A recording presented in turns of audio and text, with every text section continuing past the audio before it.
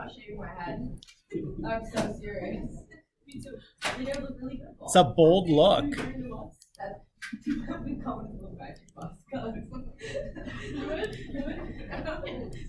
us apart. All right.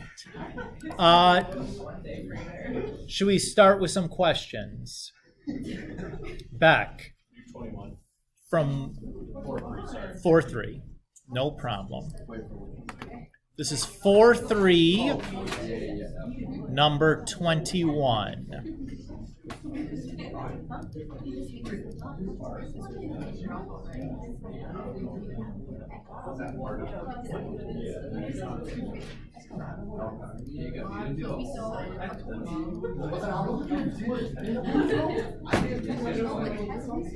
Oh, and actually, I just got paying attention.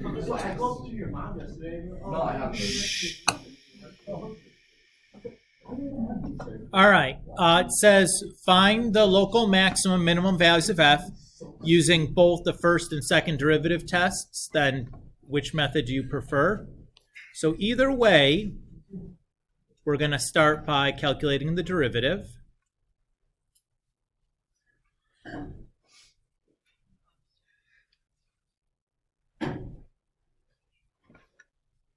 Everybody feel okay to that step?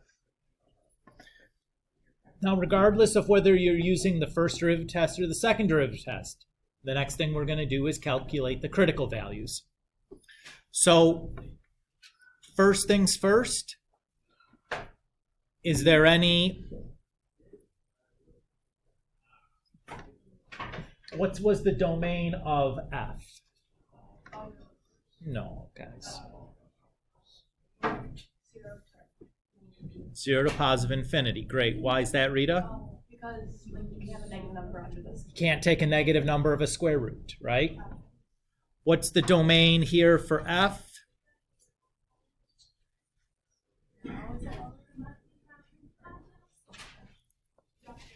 Remember, a 1/2 power is the same as a square root, but the negative means it's in the denominator, so 0 is out in addition to the negatives. So 0 is a critical value.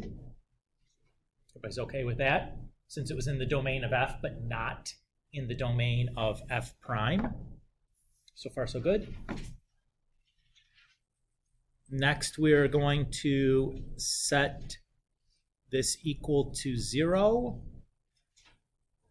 to solve. That's the other place where we can have critical values. How am I going to solve this?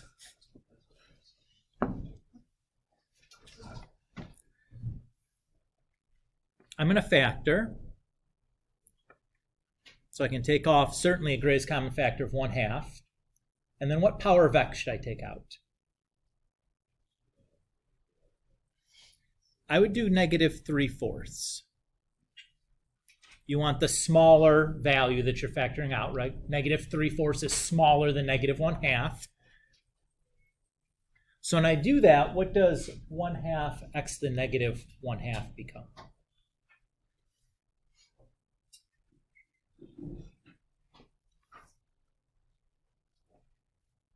If I do -1 or -1/2 minus a -3/4,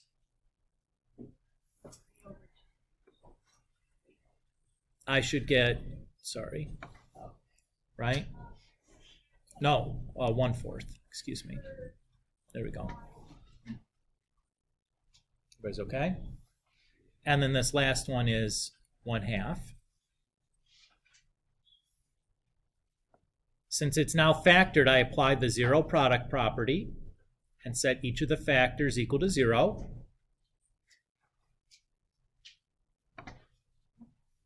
This has no solution.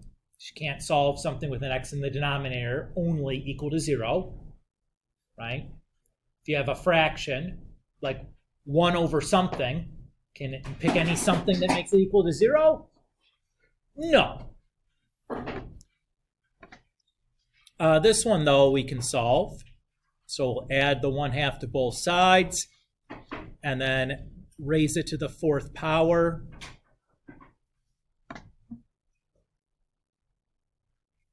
So that's my other one. That is 1 over 16.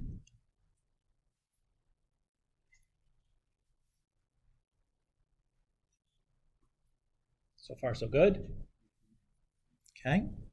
So if I'm doing the first derivative test now, that's where I make my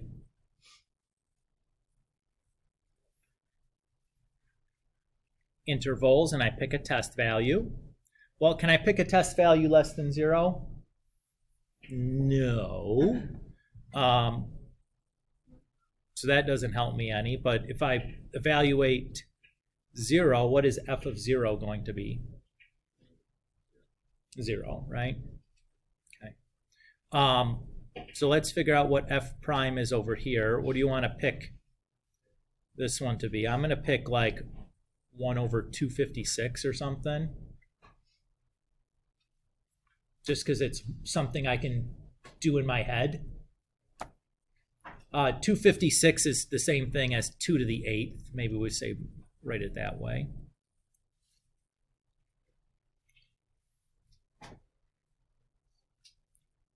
You laughing at my choice here? I don't know how you just rolled out.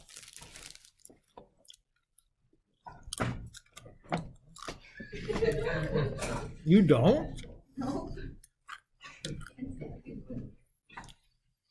So when I do that,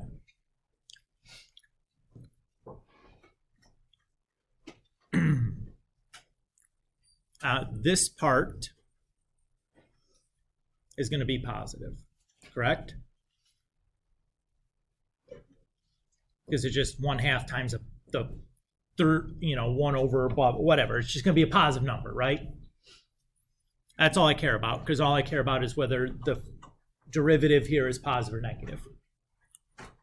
When I plug in here, is the 4th root of 1 over 2 to the 8th bigger than 1/2 or smaller than 1/2? What's the 4th root of 1 over 2 to the 8th? The 4th root of 1 over 2 to the 8th.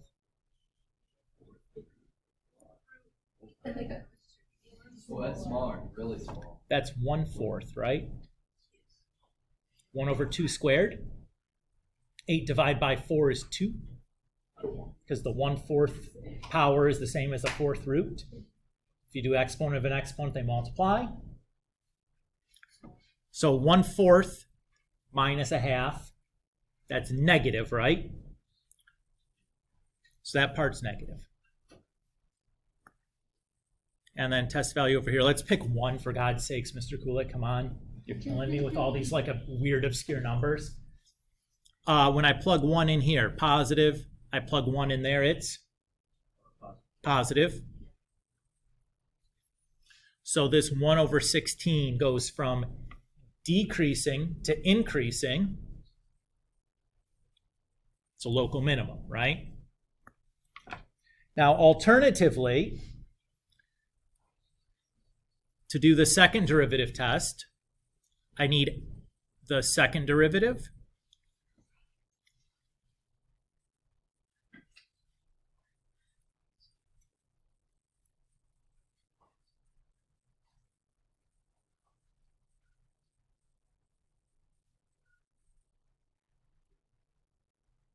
Oh, let's do it this way. I'm differentiating up here, right?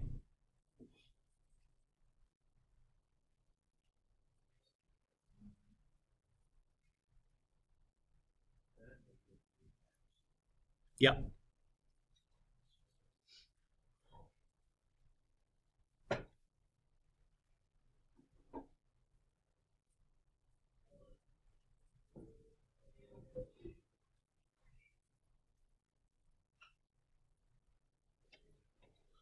So far, so good. So my second derivative test, I'm just going to take the second derivative of 1 over 16. I know I can't do the second derivative of 0 because clearly that's undefined. And what am I going to see here? That should be a positive number, right? Let's just show it. What's the square root of 1 over 16? 1/4.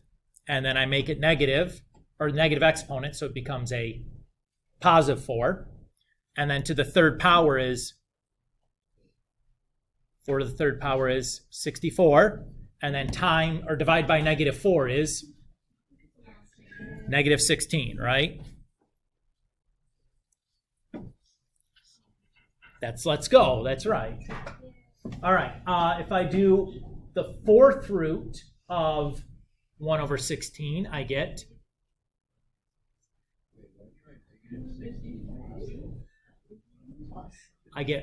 1/2. Okay, but it's to the negative power, so it becomes a 2. To the 7th,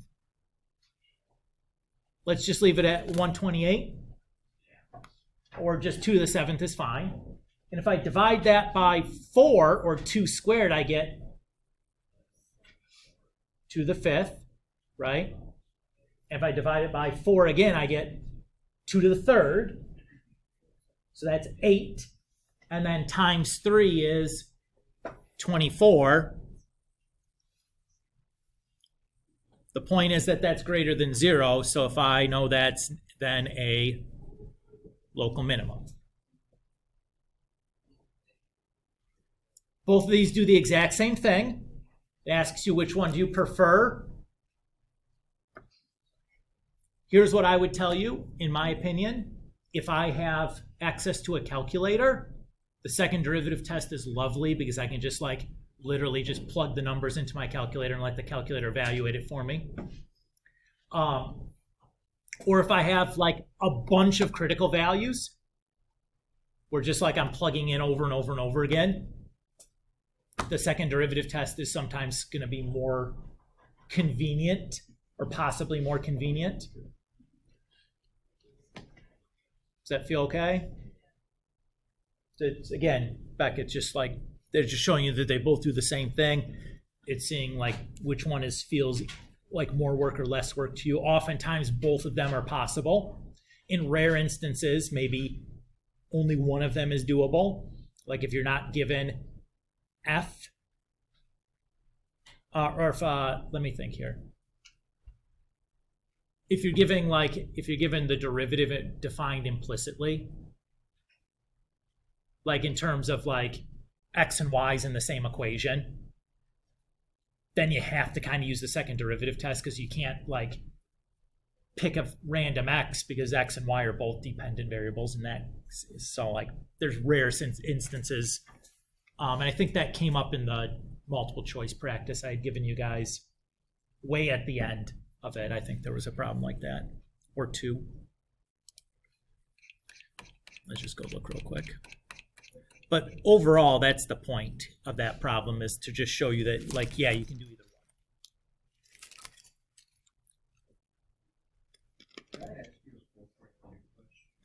one. Of course you can ask me a 4.2 question. I just wanted to show you here real quick. Oh, sorry. So this as an example of a question where you have to use the second derivative test, like 80 here, because your derivative is defined in both terms of x and y. So you can't just pick a test value left and right of it because you don't know an x and a y on the left and right of it because you don't have f. So you have to do a second derivative test with the x and y that you're given in the problem 1, 2.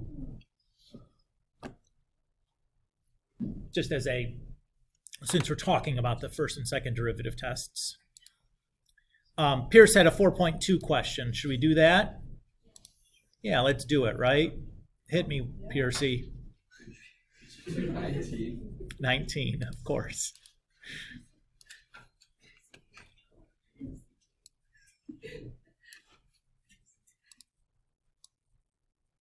All right.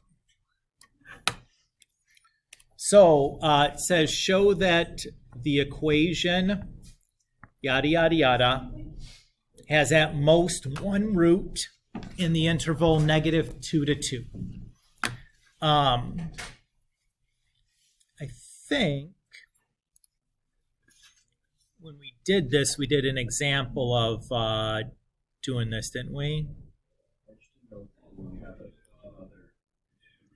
Yeah. So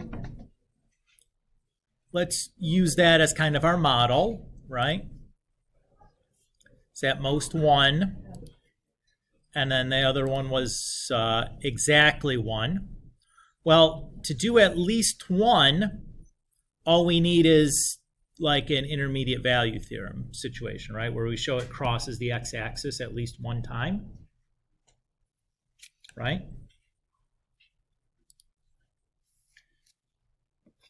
Now, what's the catch here? I have a constant c, which is not defined for us, right? Okay.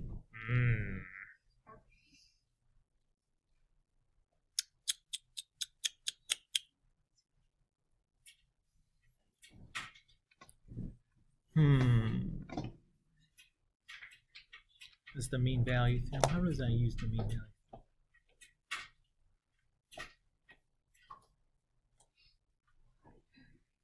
All right.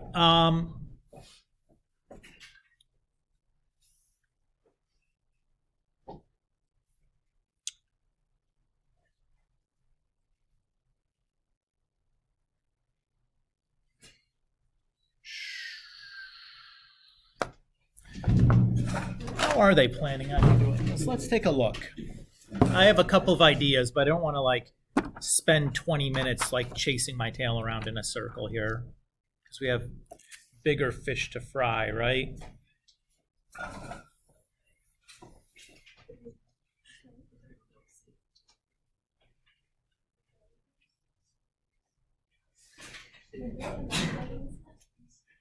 Okay. All right, so let's think for a second about what it would look like if the graph has more than one real root, right? So it'd have to do something like this. Oh boy, like this, right? Where somewhere along that interval from -2 to 2, there have to be 2 values of x that give you the same value of y, right?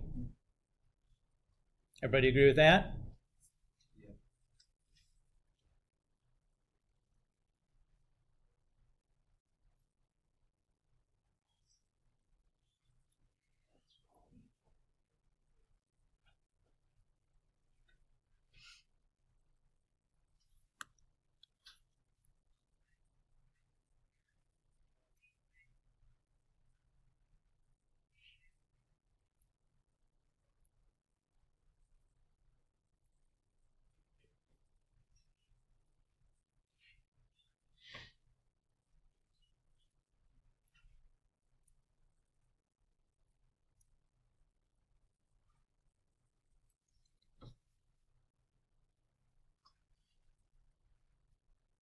Okay.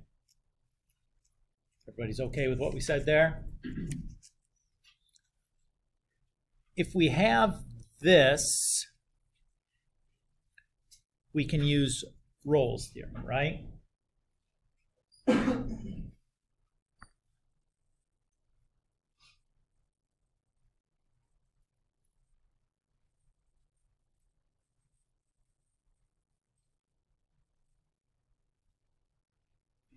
So what does Rolle's theorem say?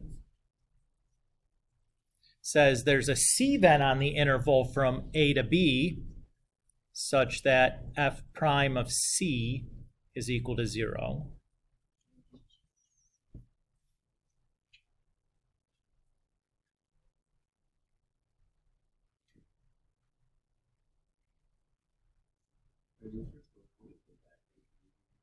There exists.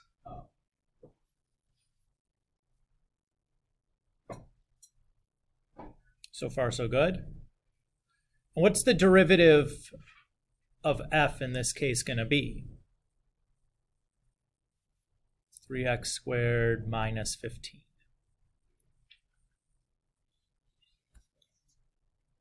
Everybody's okay with that? So let's figure out what that is then. What is that C? I guess I shouldn't have used C here, huh? Let's use a different letter. D.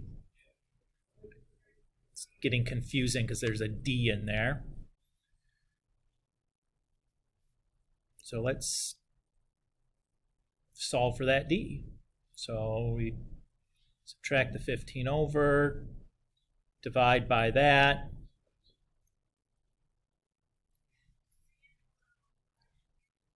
And that's a contradiction. Why? Excellent, yeah.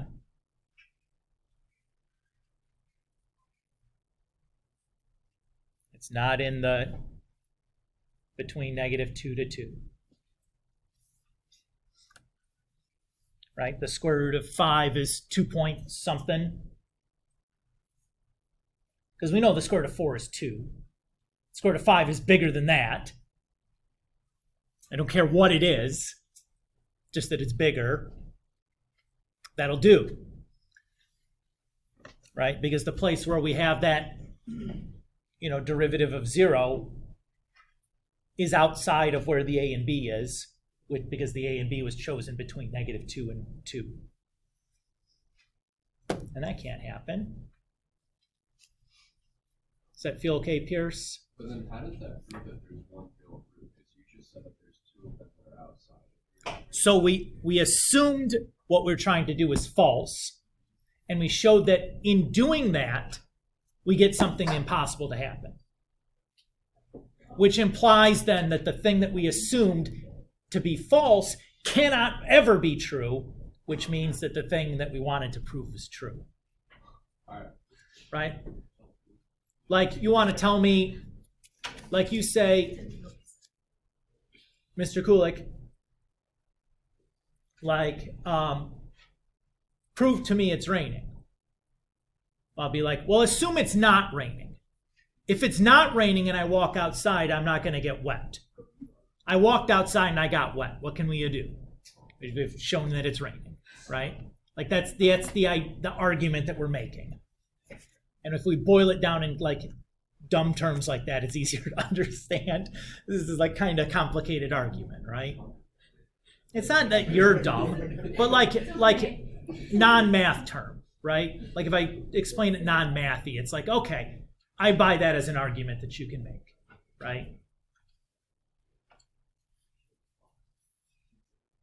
How do you know that there is at like any root? Like how do you know there's a root at all?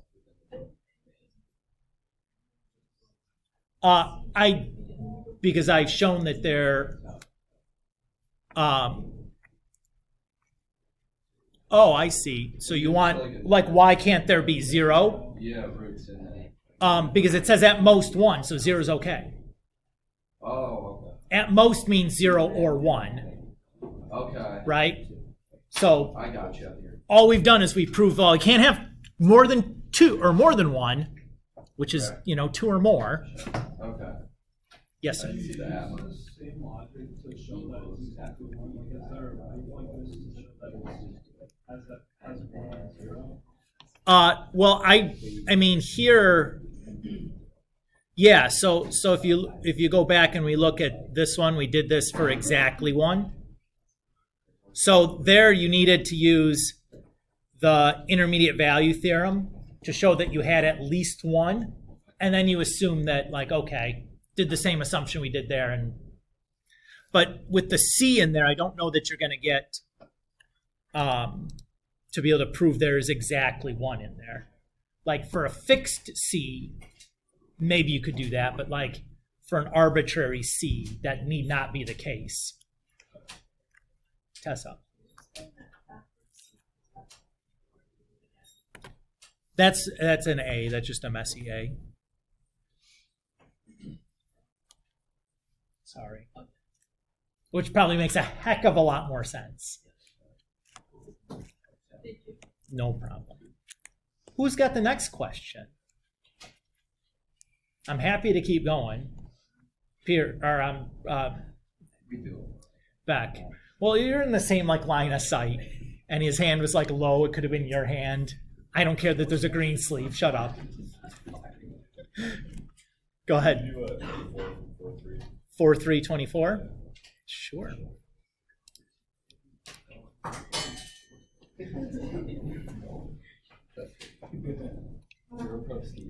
Oh, that's right. That's the shame we hate it, right?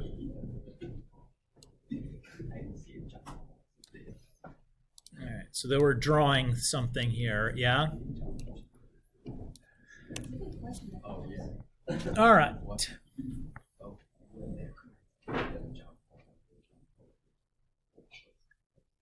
So it says we have a vertical asymptote at x equals 0. So I got one of those, right? So I know at a vertical asymptote either, you know, like the graph is doing something like that, right? I don't know which one yet. It says that f prime of x is less than 0 for x greater than -2, and f double prime of x is less than 0 for x less than 0 and greater than 0 for x greater than 0. Okay. So we are decreasing all the way to -2. So let's make that -2. So we're going to decrease, and while we're decreasing, we need to be concave down, right? So it's going to look like that. And at -2, oh, I'm sorry. This is what I want. We're increasing for x less than -2. Goodness, great googly moogly, Mr. Kulik. So it's going to look like that or something. Okay. And then at -2, we switch to decreasing, but we keep our concavity. We're still concave down. And we know that there we're running into the asymptote, so that must be pointing down there. And then after the asymptote, we're still decreasing, but now we can switch to concave up, right? So it's going to do like one of these guys. So we're decreasing and concave up. We are increasing and concave down, decreasing and concave down.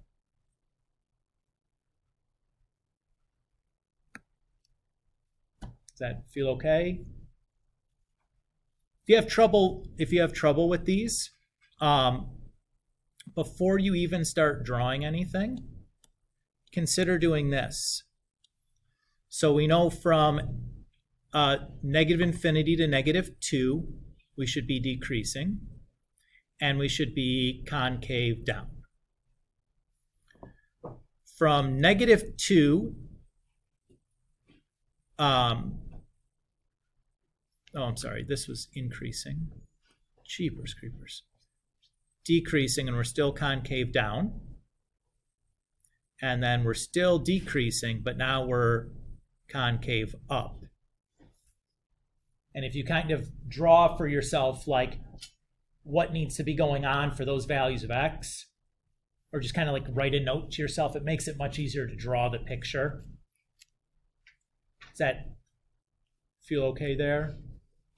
So like if I'm increasing and concave down, you know, decreasing and concave down, decreasing and concave up. And that's a little bit easier to like draw your picture if you've kind of figured out what needs to be happening, like all the steps along the way. Does that feel better? Yeah. Sure. And again, like any picture is fine, right? Like it just has to fit these specifications. Like you could have, you know, like something like this.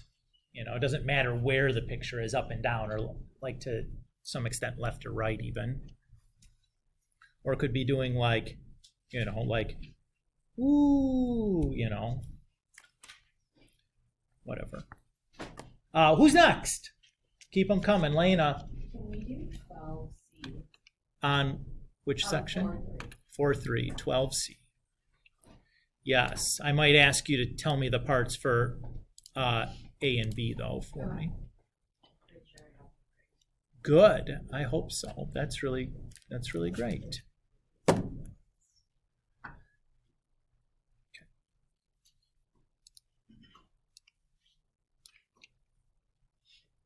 Oh, you didn't like it because of the trigs. All right.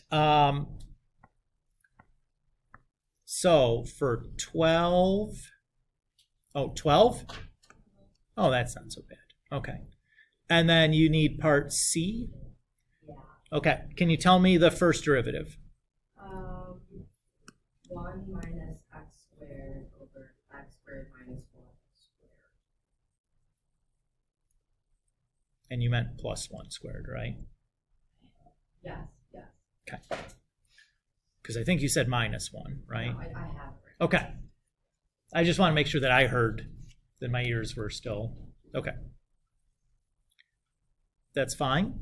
And then the second derivative, what do we get there? We have the bottom See, I think I might have messed up my second derivative. times the derivative of the top minus the top times derivative of the bottom over the bottom squared.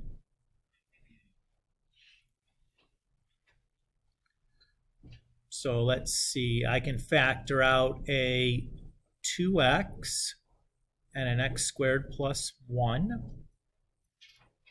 That gives me a negative x squared plus 1 minus 1 minus x squared, and I have a 2 there.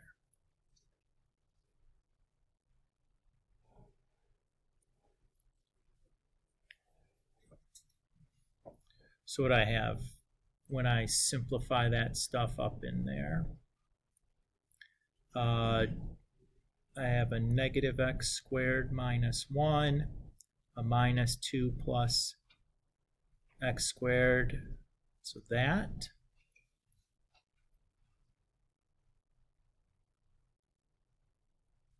Does that feel okay?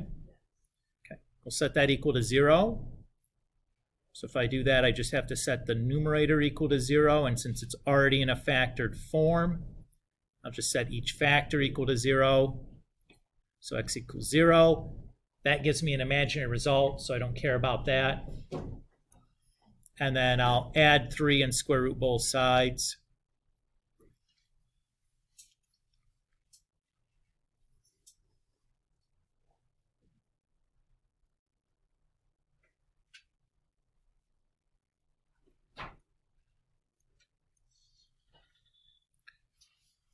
So I'll draw a sign diagram using those 3 potential inflection points. And then we'll just pick some values of x in those intervals. So I'm going to use -2, -1, +1, and +2. When I plug -2 in for x, I get a negative, and then I get a positive and a positive. So that part's negative. When I plug the -1 in, I get negative, positive, negative. So that part's positive. When I plug the +1 in, I get positive, positive, negative. That part's negative. And when I plug the +2 in, I get positive, positive, positive. So that part's positive. So we are concave down from -∞ to -√3, union 0 to √3.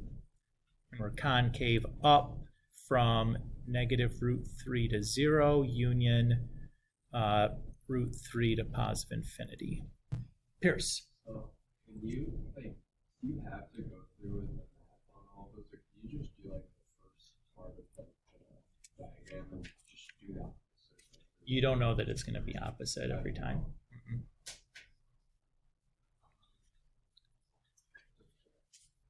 Braden.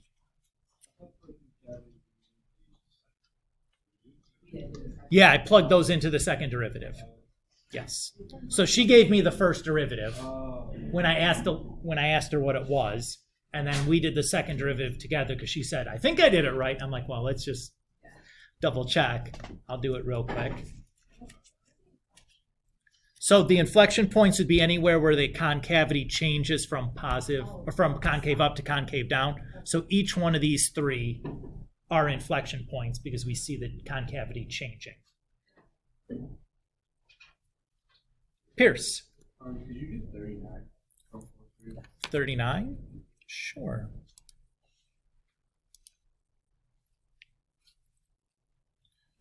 $39. Oh, this had a million parts to it, huh?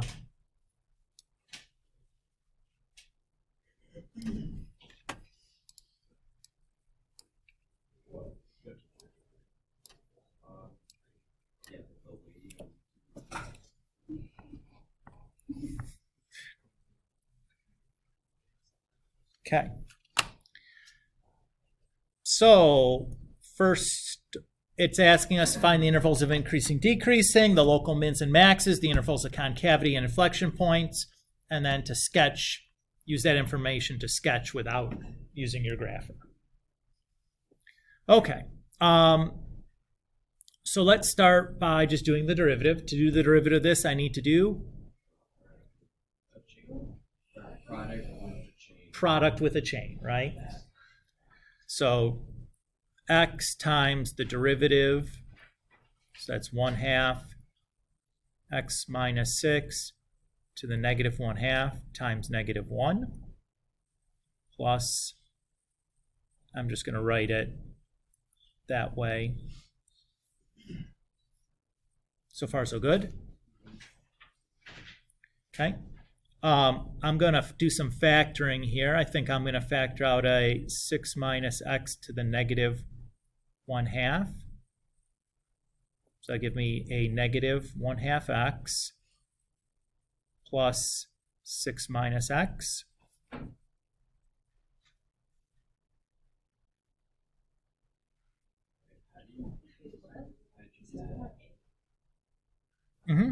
Yeah, I'm doing part A.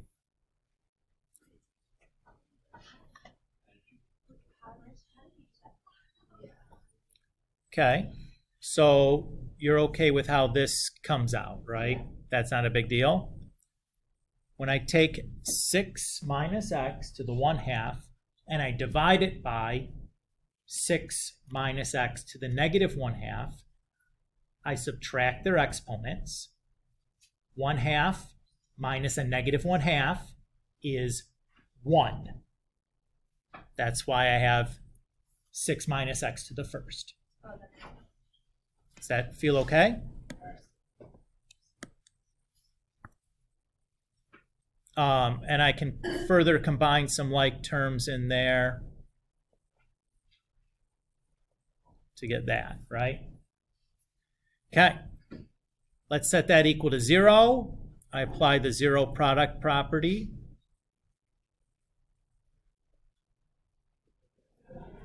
What's the solution to 6 minus x to the negative 1/2 equal to 0?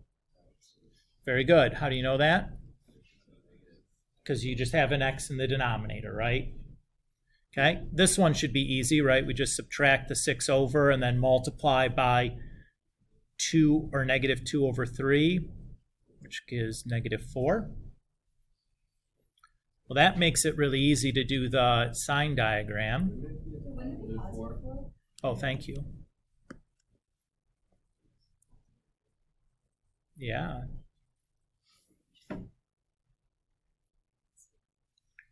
So when I plug in 3 to here, that's positive. I plug in 3 to there, it's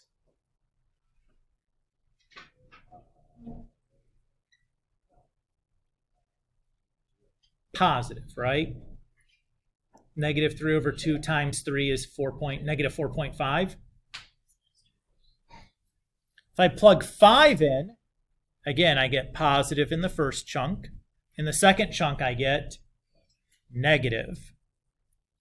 So we are decreasing, or I should say increasing from negative infinity to 4 and decreasing from 4 to positive infinity. That's part A. Part B says the local mins and maxes. So because we're also going to be asking for, well, I guess we have all the information we need right here, right? So we're going from increasing to decreasing. So x equals 4 is my local maximum. I don't know why I wrote minimum. Everybody's okay there? Then it asks part C, the concavity and inflection points. So I'm going to take this Yakarewski's. I'm just looking at it to see if there's a better way to do it, and I don't think there really is. Just like Yakarewski. All right, so we have the first part times the derivative of the second part plus the second part times derivative of the first part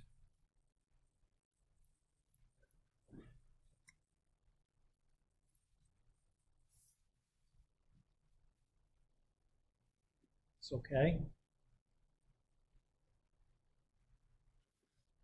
So let's see, let's factor out 6 minus x to the negative 3 over 2. What does this become?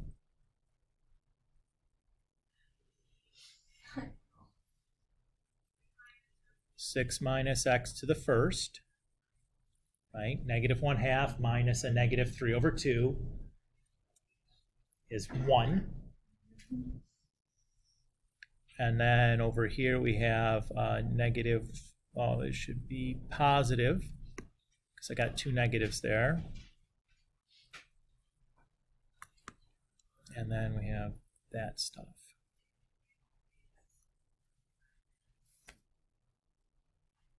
So far, so good.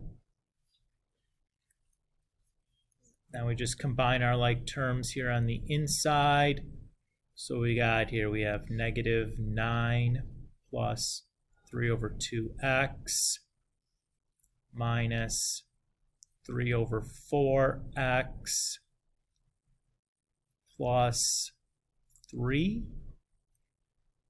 So negative 6. And then we have 6/4, so 3/4 positive x. That looked good to you guys? Found my arithmetic, double checking me? You're a bunch of liars is what you are. We'll set that equal to 0. We'll just go because it's the right idea, right? Even if I goofed up a negative sign or something, like we get the gist of it. So this part has no solution. We add the 6 over and then multiply by 4/3 and we get 8. So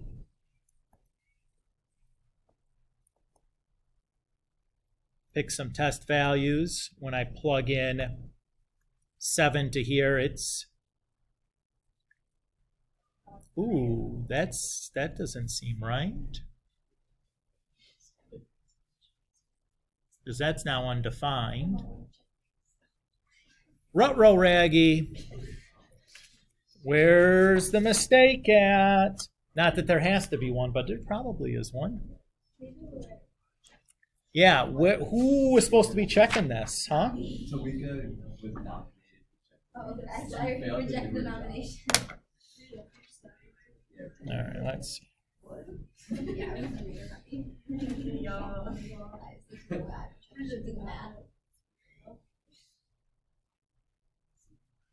Okay, let's just double check here.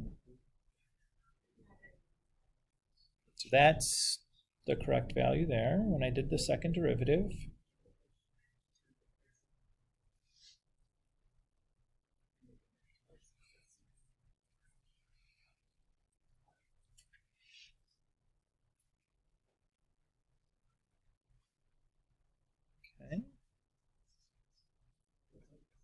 Okay.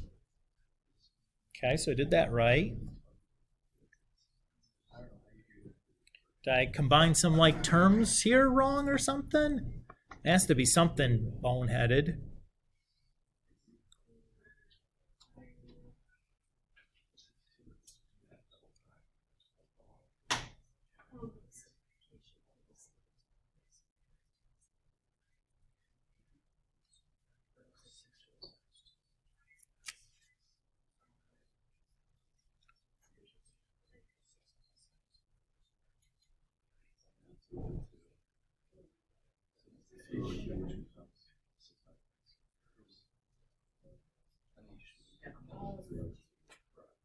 Okay.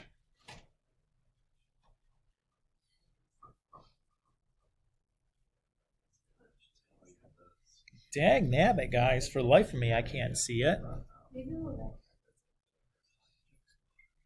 bit. I'm looking in the answers. Oh. Give the answer. It's this number is supposed to be 6 and not 8.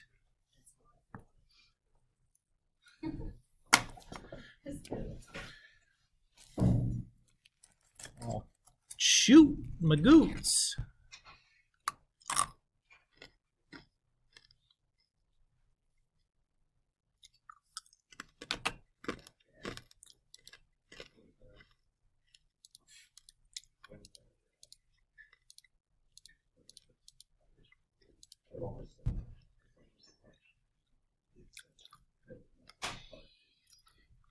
That should be the first thing they open. It's like 90% of them, they're like, 90% of the people that go there are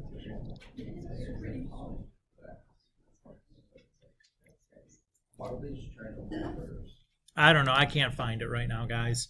Do we care that much? No. At this point, you got the gist of it, right? Okay. Are you happy enough? Yeah. I just don't want to like waste all of our time here because we need to still do 4-4 here today. Okay, so I'm going to cut us off right now. We're going to do 4-4. Tomorrow's all review. And when's the test? Friday. Okay. 4-4. Back to limits. But we're going to have your greatest limit tool that you're going to have as a calculus student, calculus 1 student anyways, called L'Hopital's rule. So remember we had these indeterminate forms, right? Where you had like 0 over 0 or infinity over infinity or like 0 times infinity or infinity minus infinity, 0 to the 0, 1 to the infinity, and infinity to the 0. Those are your, what is it, 7 indeterminate forms. 1, 2, 3, 4, 5, 6, 7. Yeah, 7. So before when we did this, we had to do like kooky algebra things to kind of work around this, right? And the kooky algebra thing depended on like what the problem was looking like.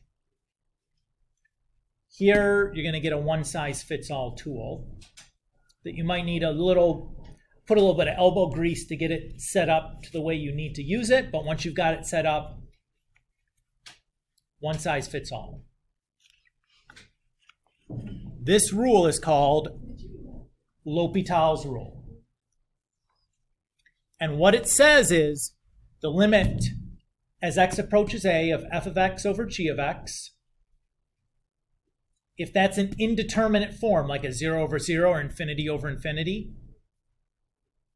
is equal to the limit as x approaches a of f prime of x over g prime of x. Okay? So if you have an indeterminate form of 0 over 0 or infinity over infinity, doesn't matter if they're positive or negative, we can apply L'Hopital's rule. Let's see an example or two. Okay?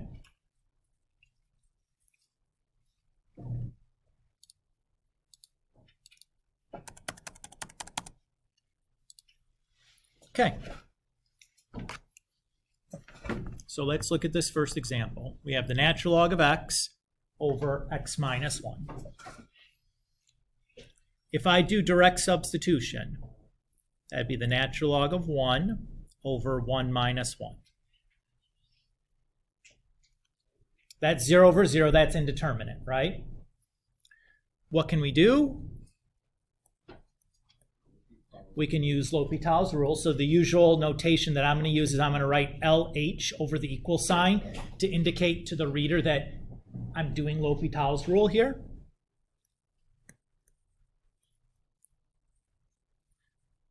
So the derivative of the top is 1 over x. The derivative of the bottom is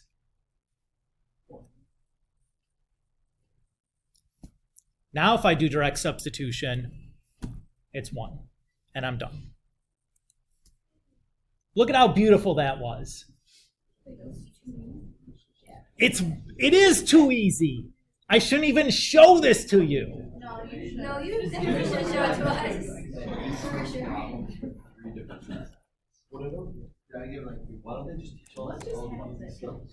Well, it's because did you know how to do derivative when we did the limits?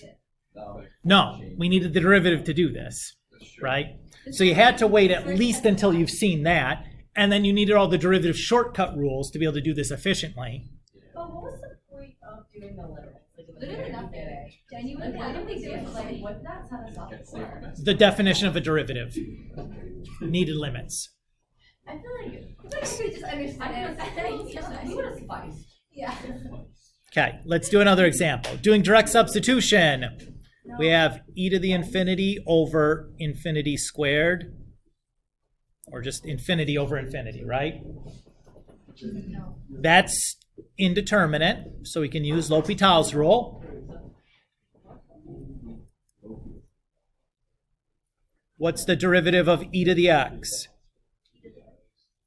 What's the derivative of x squared? Okay, if I do a direct substitution again, I still got infinity over infinity, right? What should I do? Hit it again. What? Okay. Can we go back to this direction? Do you just plug in infinity? Oh, because now you get infinity over 2. And now if I do a direct substitution, that's just infinity. That makes sense. Wait, so you just like took the derivative again? Yeah. So like the second derivative. You just keep Hold on. Just there's a lot of questions flying at once. I want to be clear. You cannot use L'Hopital's rule unless it's in the indeterminate form of 0 over 0 or infinity over infinity. If you have one of those forms, I can keep using L'Hopital's rule until I get something that's not in that form. Okay? And Elena, you said you had another question?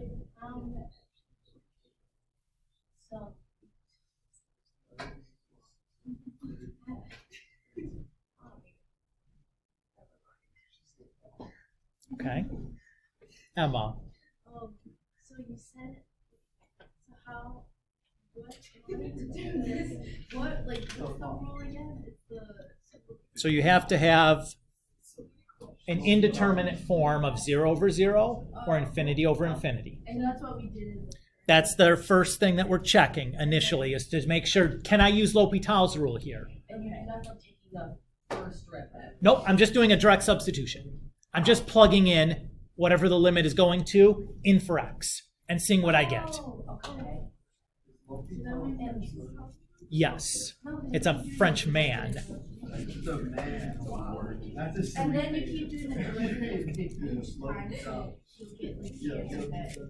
Until I can get something where the direct substitution doesn't give me an indeterminate form. Got it. Okay, so you do the first derivative, and then to the axis you just plug in what you got from plug. Okay. Okay. It's clicking. Okay. Yours are true. Let's try the next one. It does. Yeah, that's what I thought it was at first. Oh my god. Hey, that's so Direct substitution. So again, first thing I want to do is check to make sure that, actually I think that's negative infinity. No, I lied. That's 0. No, that's fine. If you had negative. It doesn't matter. Oh, okay. So it's like infinity over negative infinity? Like, Still indeterminate. okay. Okay, so what are we going to do?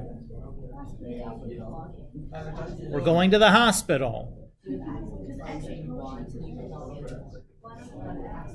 it 1/3? Yeah. Just from that show.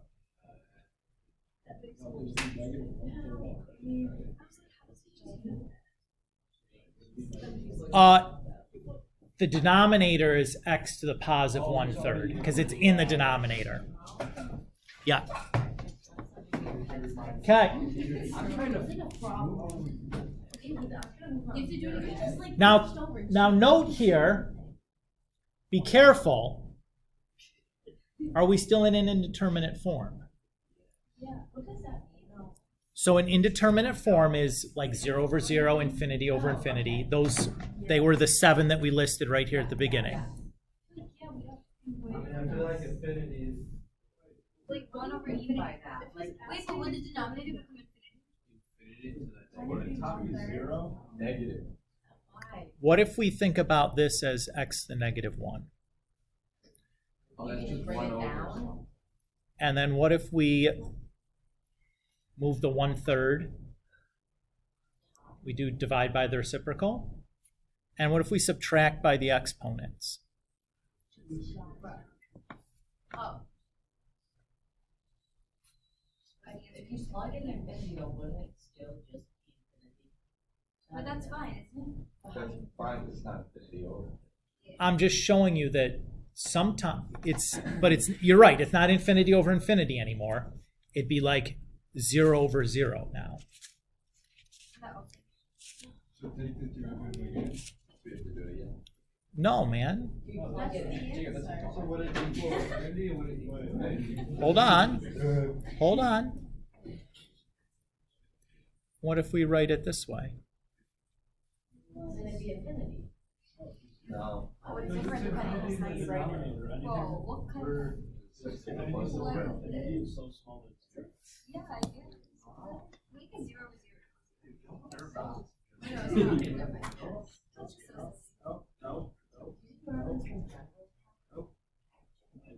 That's what's confusing, but that's an option.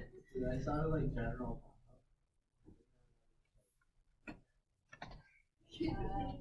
So again, if you tried to, just to be clear, if we tried direct substituting here,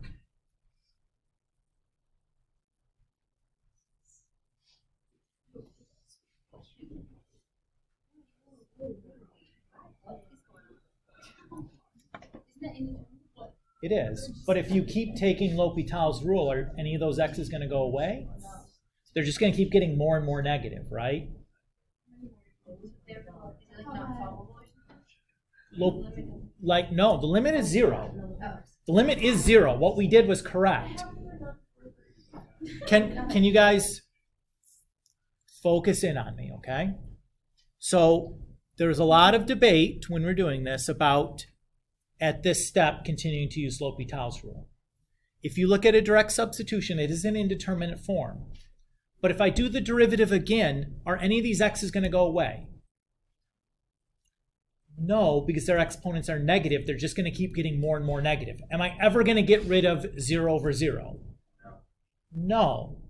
So at some point, you do need to check, is there some algebraic simplification I can do to kind of get off the L'Hopital merry-go-round? Okay?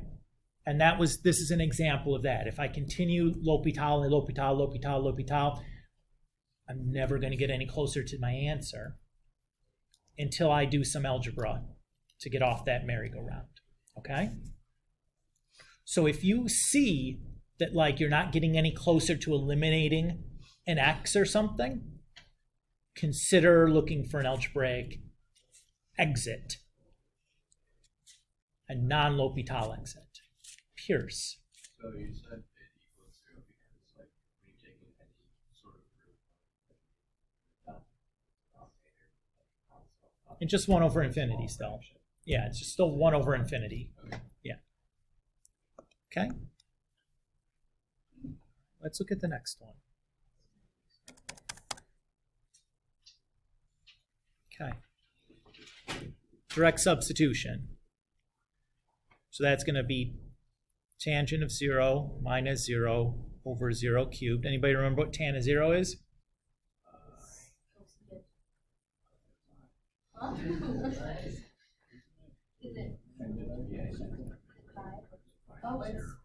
That's what it looks like, right? Tan of 0 is? 0. There you go. So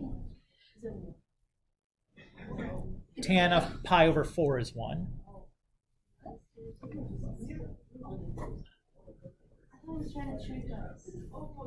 Okay. So L'Hopital this. What's the derivative of tangent? Secant squared. Ah! What'd I do wrong? I dropped the limit. Yes, somebody said it. Oh, I was close. Okay.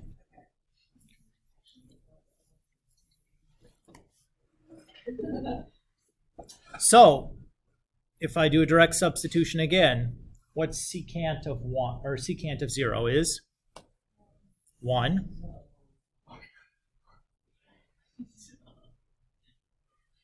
Wait, 3 times 0? Oh yeah, thank you. Yeah. Yeah.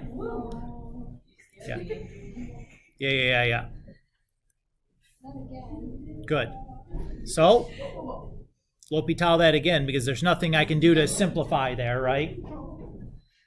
Okay. What's the derivative of secant squared? 2.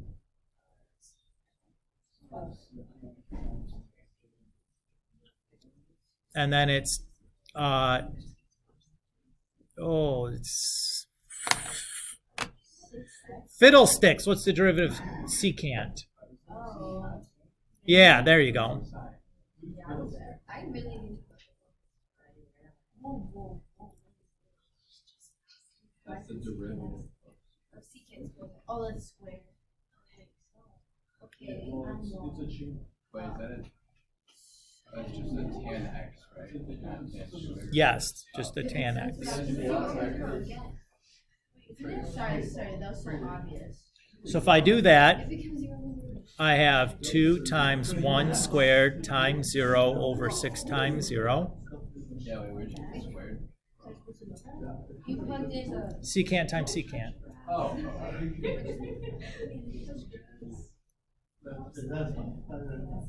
wait, where?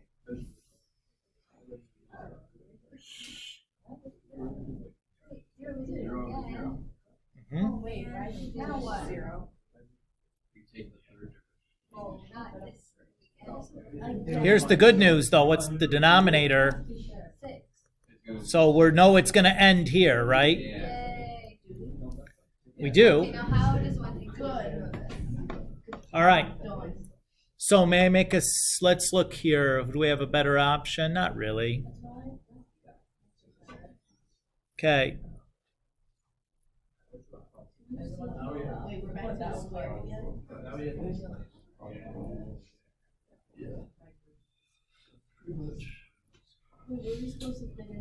Oh, I see. Okay.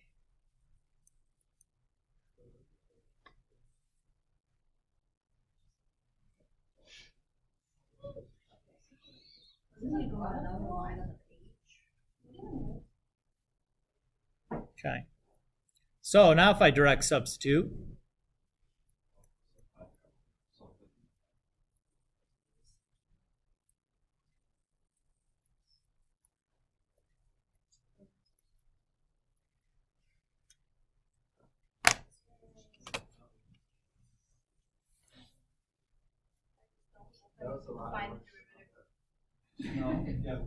you can't do it in your head. Yeah. That's okay. You don't need to be able to do it in your head. You have to write it down. It's just a product rule and a chain rule and just tricks. Question. Yay. If we had a question like this with no x is approaching 0, why couldn't we plug it into our calculator? What if you were on the no calculator portion of the AP exam? Or Mr. Kulik came by with a hammer and just smashed your calculator on your desk? I would pull out my backup calculator. A good thing I'll pull out my backup hammer. Oh no! All right. All right, let's skip that one. I want to look at this next one here. So what if we are in the indeterminate form of like 0 times infinity? What if we have that indeterminate form? Can we use L'Hopital's rule as it's written? No. But what can we do? Make it so we can. Yeah, let's do that. So we have the option. Should we think about this as 1 over x times the natural log of x? Or should we think about it as x times 1 over the natural log of x? That one seems way simpler, right? Because I know how to take the derivative of that right away. No chain rule necessary. If I have 1 over the natural log of x, now I need a chain rule to do that. Pass.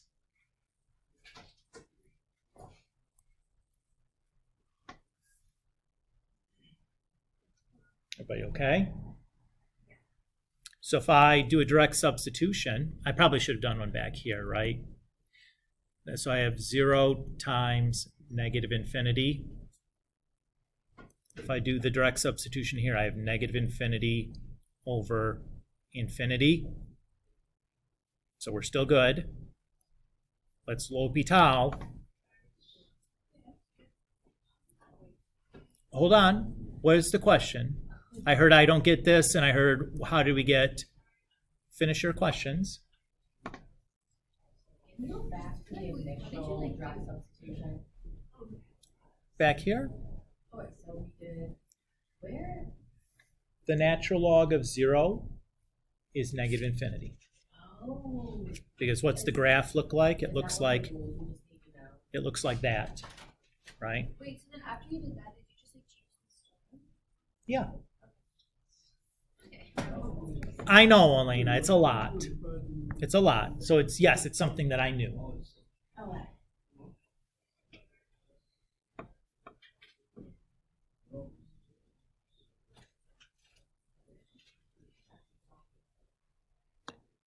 Let's write it this way even.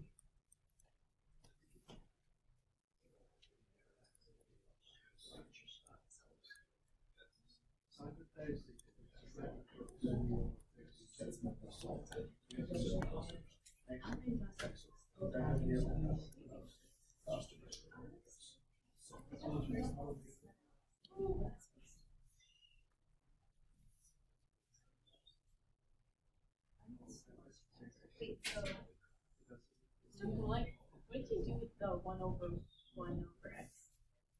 I've multiplied it by the natural log of x over 1. So I can write it that way.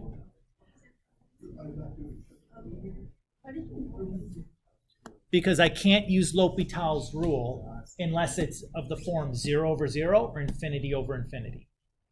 So 0 times infinity, I can't do it L'Hopital's with that. But if I rewrite it as like 1 over something times the other thing, now I'm back into L'Hopital land.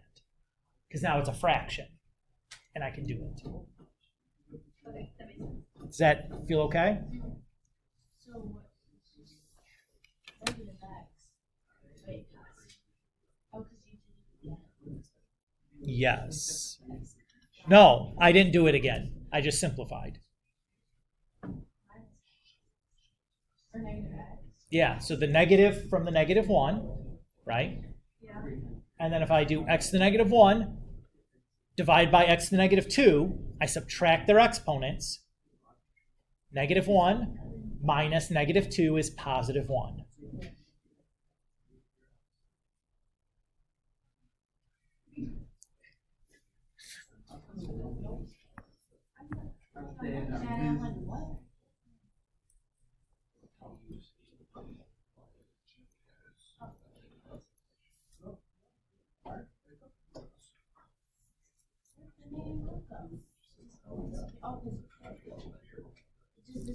This negative one is that negative sign. Is that okay? I thought we were concerned with the numerator or the exponent.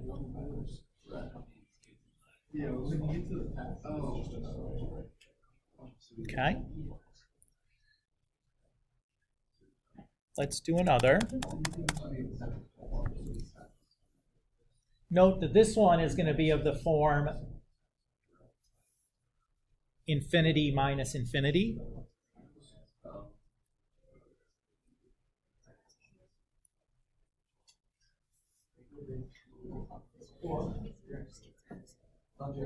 That's not just zero. No. No, I mean like that. What is x? What? Yes. From the left. I know.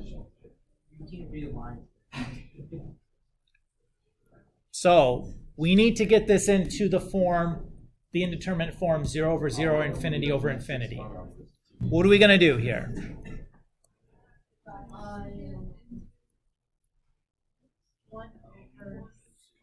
Common denominator is your answer, yes. So secant is, and tangent is.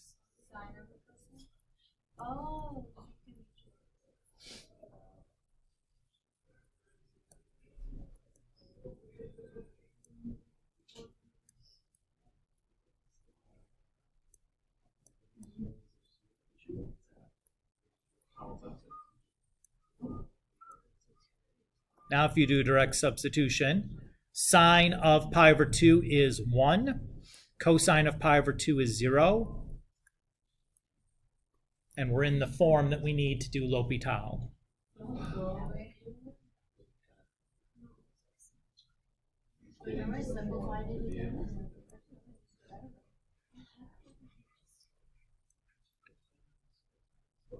What was your question, Elena?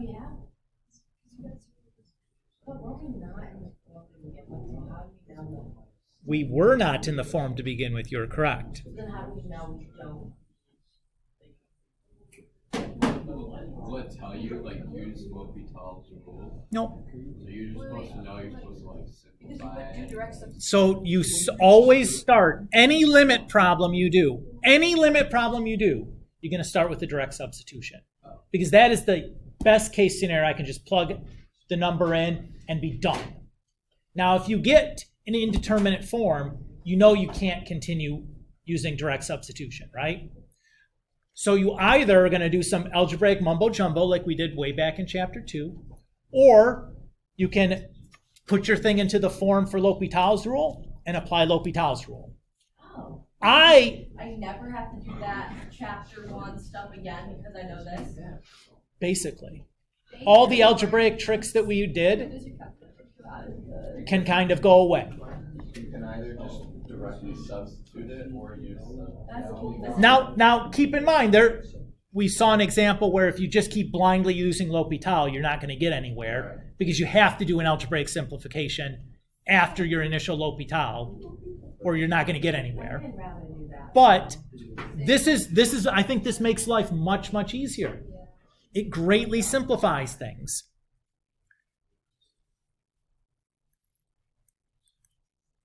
So if I am here now, direct substitute, that's 0 over 1,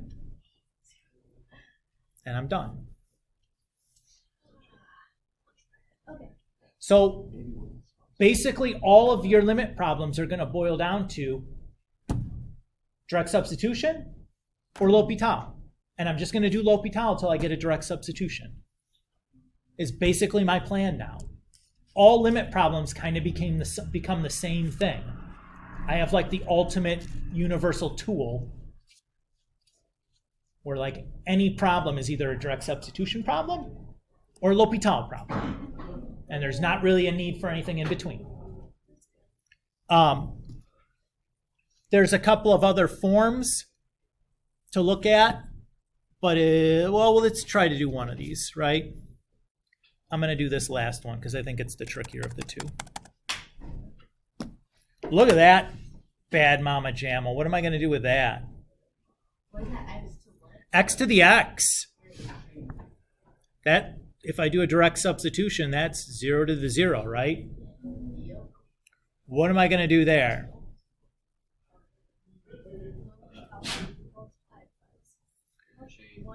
So here's what I'm going to do. I'm going to think about x to the x as e to the ln x to the x.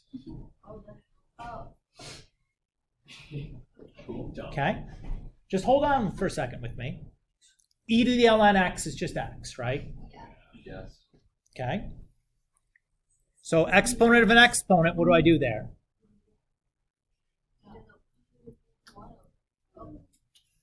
They multiply. Exponent of an exponent, they multiply.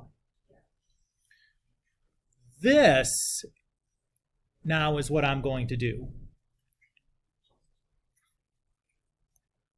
Yes, we have done this problem just a moment ago. Yeah, go back and look. Look, right about, where was it? Here. Right, we did this problem already. So that is equal to 0. So if we want the limit then, as x approaches 0 of x to the x, that's the same thing as the limit as x approaches 0 from the right of e to the x ln x, which using our limit laws, we can say is e to the limit as x approaches 0 from the right of x ln x, which we know from before when we had to use L'Hopital to do it, is 0. So e to the 0 is 1. So this little trick that we did here, if you have like a 0 to the 0 or 1 to the infinity or infinity to the 0, that's the same kind of trick we use over and over and over again, is we just rewrite it as e ln whatever to the whatever. Use that trick. Now there's a whole bunch of these for practice. Some of them will be pretty straightforward. Some of them you might have a problem with. We can talk some more next time. Okay? What are we doing after this class? One more exam class after this? Yeah. We're going to do the last 3 lessons and then we'll take the exam. There's not another test. What would be really cool if we did the last few sections and that was our final? Yeah. It would be cool, but we're not going to do that. Yeah. Did we get a note card? No. What's up? No. answer. Can I post what? Or Oh, scroll, yeah. it's There. 1. Yes, honestly. E to the 0.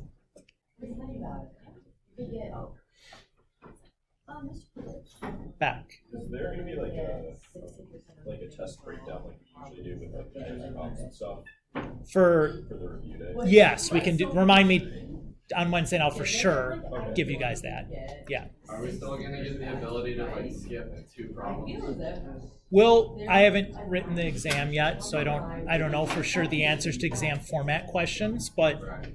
we'll have something that'll make it, well, like no harder than a normal test. Biggest problem for me is going to be making sure the length isn't wrong. Also, now that we know this, would we be expected to do the other stuff in chapter 1, or could we just do No, yeah, this? Okay, because I didn't know if you were like, this is a cumulative course. right. It's a cumulative class. So build. The AP test is cumulative at the end. If I ask you to do the derivative of something, and I would never expect you to use the definition of a derivative, Right. unless like it was given to you in such a way that like you have to, Right. right? Like there's big things are described abstractly. That there's nothing else for you to do other than use the definition. If I ask you to do a limit, you can always do. Now that we have this, always use this. Okay. Don't ever go back. Right. Mr. Blake, since I'm going on Kairos, I can like make it up like when I Of course. I don't think I can take it right now. No, don't do that. Have a wonderful one. Thank you. You too. Have a